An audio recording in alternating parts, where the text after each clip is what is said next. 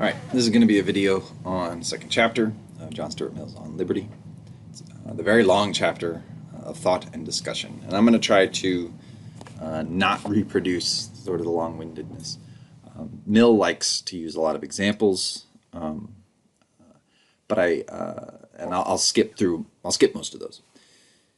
Before I get started, though, it's worth pointing out that the fact that Mill is a utilitarian makes his job significantly harder. Remember, utilitarianism is the view that the common good is the only standard of morality. Or, put more precisely, the right thing to do when you're facing a choice is to take that option which maximizes human happiness. Okay. Why? Well, on that view, natural rights just don't exist. The kinds of things that Locke talked about don't exist. So he's going to have to find a different basis for his liberalism. And what that means is when he's considering how you defend people's right, and he does believe in rights, just not natural rights, when he considers how you would defend someone's right to believe what they think is correct and to sort of share that belief, right, to express their belief about what is true, you can't, according to Mill, just say, well, it's, everyone has a natural right to run their own life, a right to privacy, let's say, right? Or a right to make up their own mind, a right to personal inviolability, as long as they're, just expressing their own views, they have a right to do it. He can't say that. He's going to have to say the consequences of persecuting someone for their beliefs are going to be bad. Right? The consequences for everybody. It's going to make overall human happiness go down if you're persecuting people for their beliefs. And that's going to be a much more difficult thing to do than to just say, right, that reason tells you that each person has a natural right to sort of speak their mind. Mill recognizes that it's harder, but he also doesn't think that people who talk about natural rights are actually doing anything other than expressing the fact that they think people ought to be able to do something, right? So if you say, I have a natural right to speak my own mind, Mill doesn't think you're doing anything more than saying, I want to be able to speak my own mind. You're just dressing it up in fancy language that when you think hard about it, you can't give any account of. Right? Mill doesn't think it's a coincidence that people who believe in natural rights have to make reference to God's will, because what he basically thinks is they can't come up with a good explanation on their own, so they just sort of push that off and just say, well, that's God said so. Right?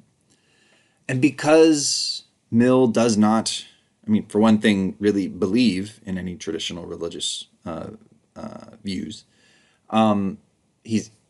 that's out. But also, how do you justify your beliefs about what God wants, right? So if you have disagreements about whether God wants everyone to be able to speak their own mind or not, how do you settle those, right? Because these disagreements happened.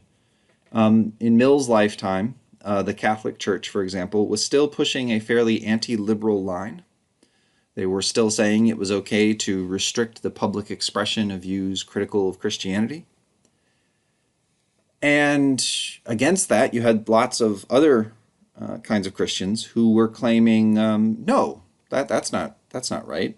God gave each person a natural right to speak their own mind. Well, if you have this dispute between somebody who says God doesn't think there's a natural right to speak your own mind and people who think God does give us a natural right to speak our own mind, how do you settle that? Well, Mill's just going to say, you drop the talk of natural rights, you drop the talk of God wanting things or not wanting things, and you just point out what will be the effect on society if we persecute people for their beliefs. And that's what he's going to investigate in the chapter on thought and discussion. And he breaks the chapter into two parts. The first, which I have here, is the opinion to be banned may be true. Right? So he wants to consider the situation, which he thinks is almost always the case, where you should, or where the belief you're talking about persecuting might be true. Now, he says to assume that it's not true is to assume your own infallibility or the certainty of your own views on things. So let's say we've got some belief and someone wants to persecute those who express that belief. Mill says what you're doing when you persecute people is you're claiming infallibility on that issue. And then he has a bunch of historical examples aimed to show that you shouldn't believe in your own infallibility. Throughout history, most of the time when people assumed their own infallibility on some question, they turned out to be wrong. Right? And one of the kinds of examples he uses most commonly here is where beliefs that we now recognize as true were persecuted in the past because people in the past, the majority of them anyway, thought they were false. So, given how common it is for beliefs in one's own infallibility to be false, you shouldn't trust your own belief in your own infallibility, which means that you should admit that the belief you're seeking to persecute might be true. And if it might be true, why would you persecute it? Right? Millie here is working with the assumption that those who persecute think the view is certainly false. He then considers someone who admits that, of course, it might be true, the belief to be persecuted, but that requiring certainty in general is a bad idea, right? We don't require certainty in really any part of our life. We don't know for certain that things will work out when we make plans. We don't know for certain what's true when we make plans on those claims. So like, for example, if you're starting a business, you might have projections about how much demand there will be in the area for the thing that you want to sell, the service or good that you want to sell. You don't know for sure that demand will actually fall in that projection or where you project it to be. But you don't, by starting the business, assume infallibility. You don't assume that there's no risk, right, that it will fail. You're basing your actions on likelihood. So Mill considers someone who says, of course it might be true, the belief we're seeking to persecute. But just the fact that it might be true is kind of irrelevant, right? So we don't have 100% certainty. Well, we can get close to 100% certainty. We can get 99.9% or 95% or something. And as long as we get high enough, the idea is, we can, practically speaking, act on the assumption that the view that we seek to persecute is false, to stamp it out because it's probably false. Mill's response to this is probably one of the more famous aspects of this chapter. He says that the likelihood that something is true or false can only be determined by open discussion of that opinion, right? So if you're trying to ban or persecute some opinion, and you're not saying it's definitely false, you're saying it's probably false, then what Mill says is the only way you can have any reason to believe that it's probably false is if it's been discussed. If it's been available for people to think about, for people to come up with arguments for or against, and that means you can't ban it, right? If you've banned it, you don't know, or you're not going to know that it's likely true or likely false. Now, this is, like I said, one of the more famous claims that Mill made, that the only guide to truth is sort of how an idea survives in what is going to be known as the marketplace of ideas.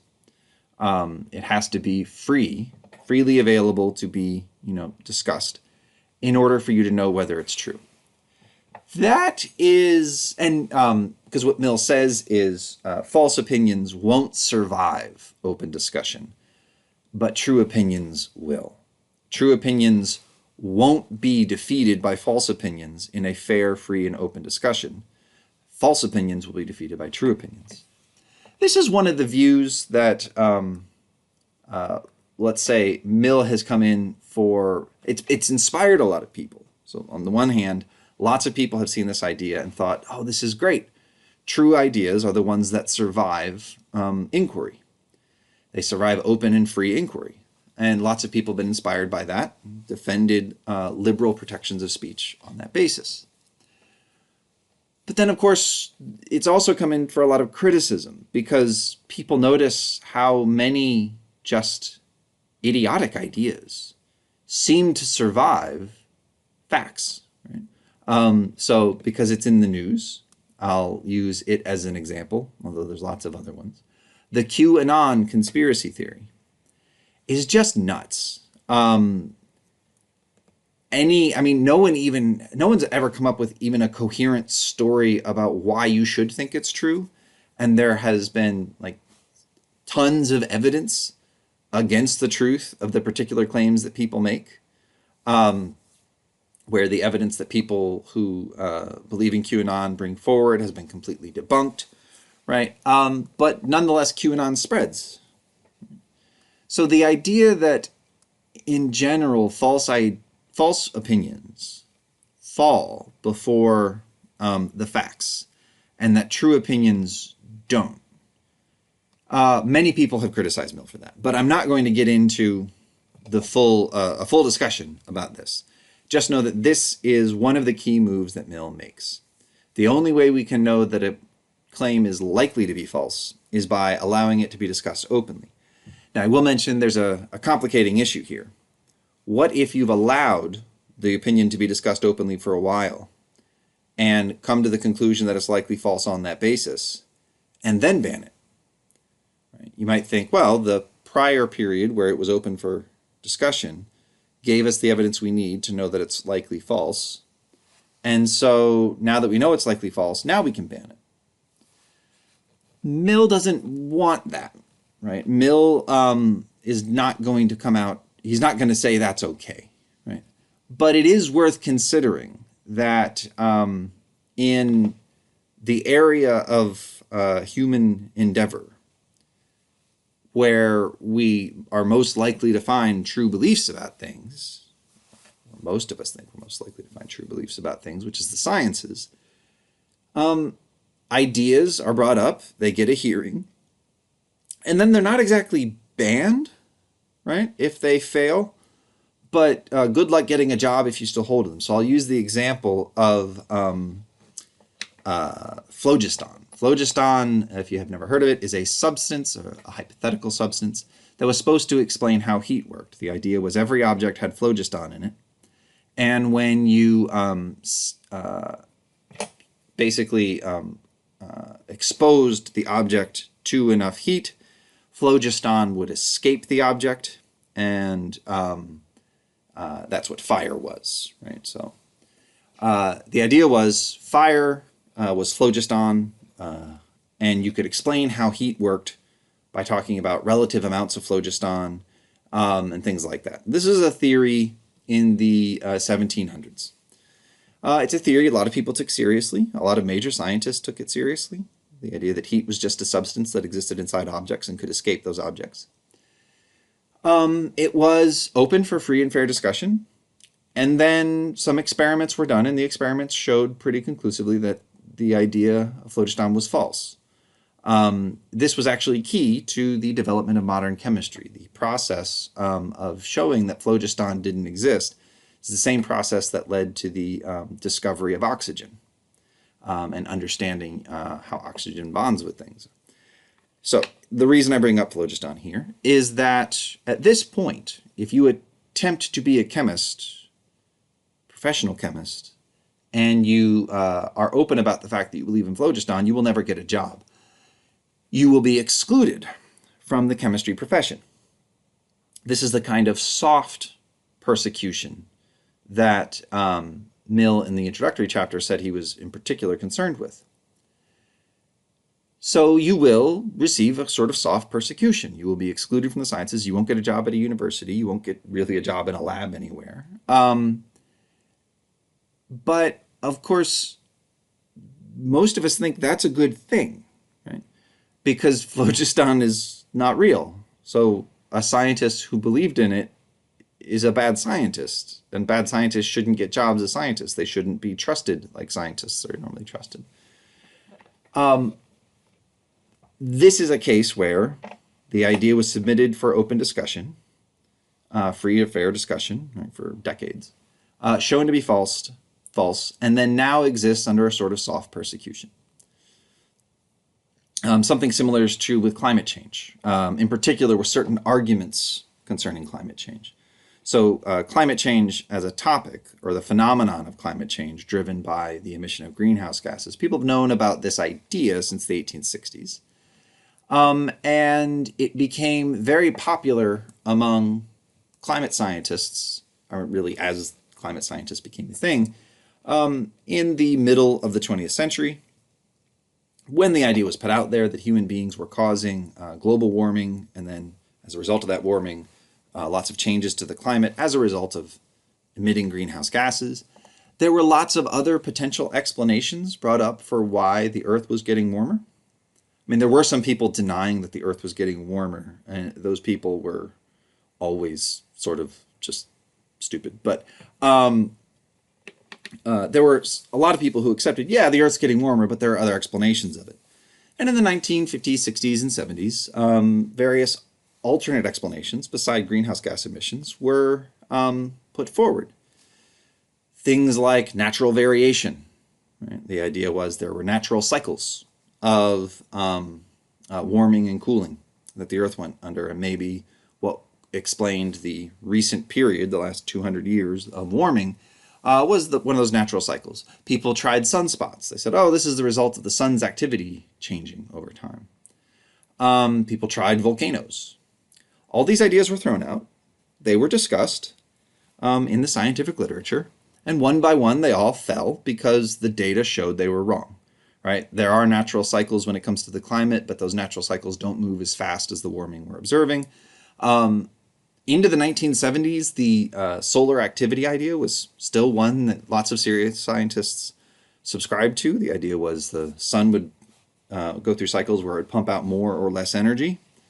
And we had been in a period where the sun was pumping out more energy, but then we went into a period where the sun stopped pumping out more energy, but the temperature kept going right on up.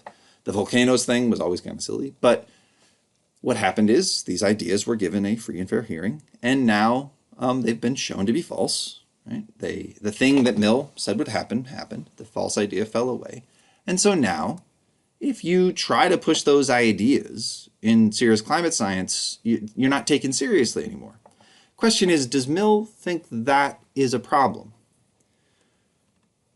And this is important to discuss because it helps you figure out what it is he's actually arguing for.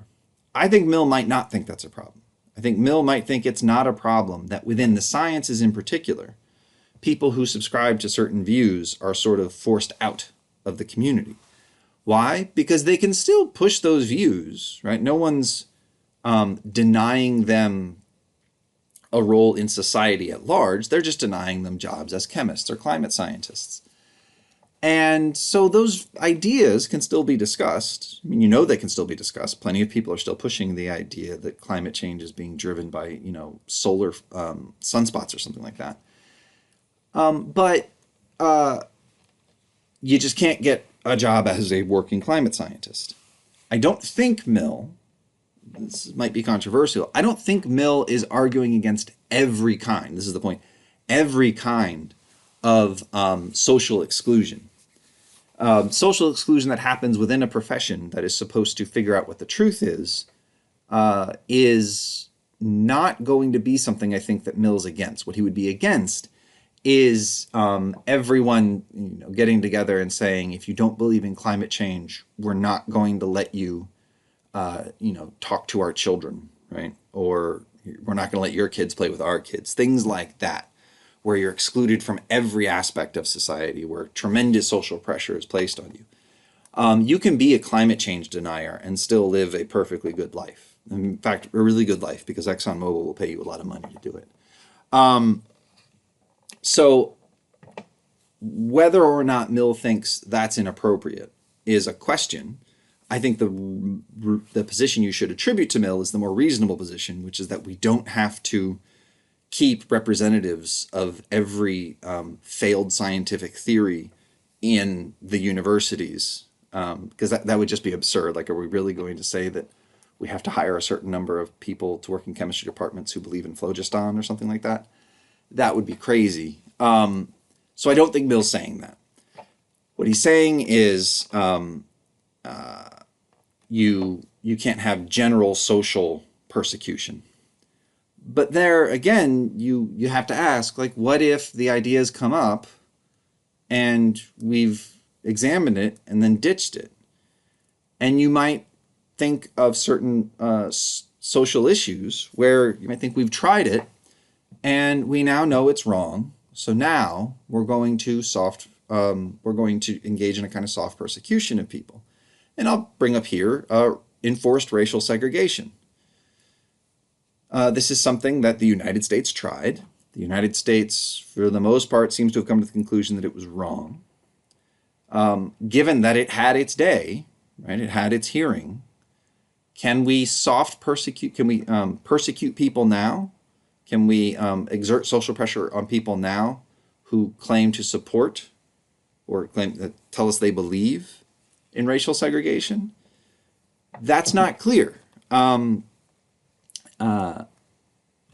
Mill's case here, that likelihood of a belief being true can only be determined by free and open discussion, doesn't settle that issue because, of course, in the past, that belief in racial segregation was openly discussed. I mean, in fact, it was the dominant view. So that's just a question, what you think Mill would say about that kind of case. He moves on to talk about people who say, well, to ban something or to persecute something, we don't have to say it's false. We could believe it might be true. All we have to say is it's dangerous. Right? That whether or not it's true or false, it's dangerous for people to believe. Right? So you could imagine someone who, and here I'll come up with a fake case, a kind of science fiction case.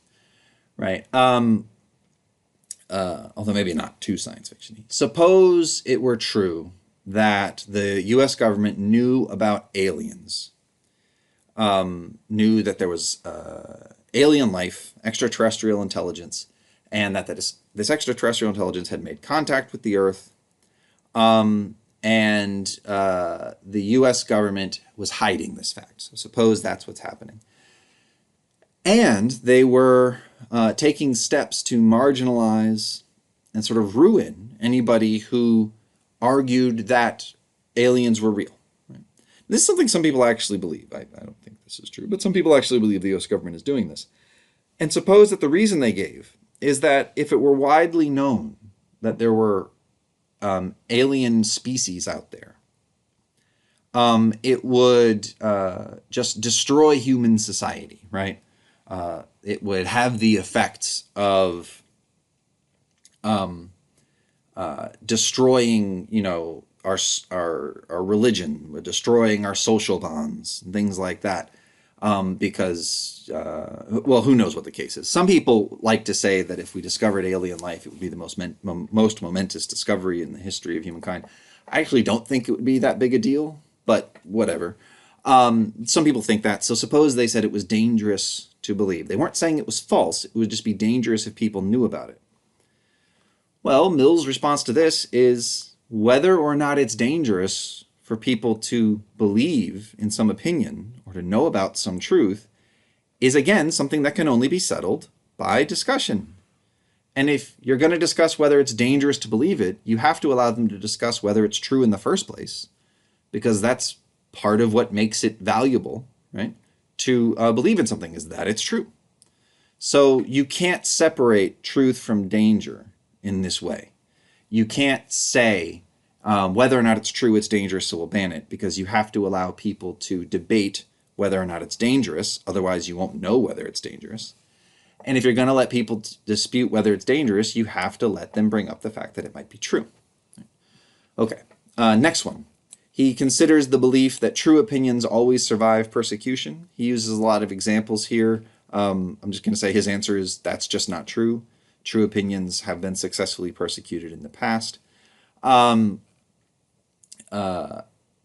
then he moves on to the view that maybe Mill's right. So he considers someone who would say, maybe you're right, Mill. You're right that we shouldn't engage in violent persecutions because violent persecutions do work. But what if we only do the sort of softer social persecution where, we don't kill people for what they believe. We don't lock them away in jail. But we do have social costs associated with expressing certain beliefs. So like in England in Mill's time, if you were an atheist, you probably wouldn't get murdered for it. The state probably wouldn't kill you, but you would be excluded from society. Right? People were still hiding the fact that they were atheists, right? Because they said it's like the end of you couldn't have a political career, you couldn't get a job at a university. David Hume, who was a famous atheist in the 18th century, widely recognized by everyone, even at the time, as maybe the greatest intellectual in Scotland, never got a job at a university because of his arguments against religious belief. So he didn't die. He lived a good life. He wrote books, and those books were popular. They sold. He lived well. But there was social pressure placed on him. Right? And this worked to inhibit the spread of the idea. Right? So Mill considers someone who says, well, why don't we just do that? We impose some costs on publicly expressing this idea, but not costs so draconian that people never do it. Well, Mill says, yeah, the idea will survive. The idea will survive this sort of soft social persecution, but it has a terrible effect on people. And it has the effect of sort of taking away people's intellectual courage. If you're living in a society that restricts ideas, even in this soft social way, you're still going to have people be so afraid to speak their mind, and really afraid to even form false opinions, or not false opinions, afraid to form opinions that they know society doesn't approve of, that it will destroy the intellectual courage we need to actually make progress. Mill thinks the only way you make scientific progress, the only way you make any kind of progress, social progress, scientific progress, is by having courageous people follow the evidence wherever they think it leads. And if you have a kind of society that marginalizes people who come up with beliefs that the majority don't agree with, then you're not just taking away something from them, you're going to create an oppressive environment in which no one has any intellectual courage at all, because everyone's always looking over their shoulder to make sure they're not saying something that the majority of people will come down on them for. So that is what Mill has to say in sort of the first half, that the opinion you're seeking to ban or persecute might be true. He then goes on to consider the possibility, or what you would say to defend the right of people to speak their mind, even in those cases where it really does seem like what they want to say is false.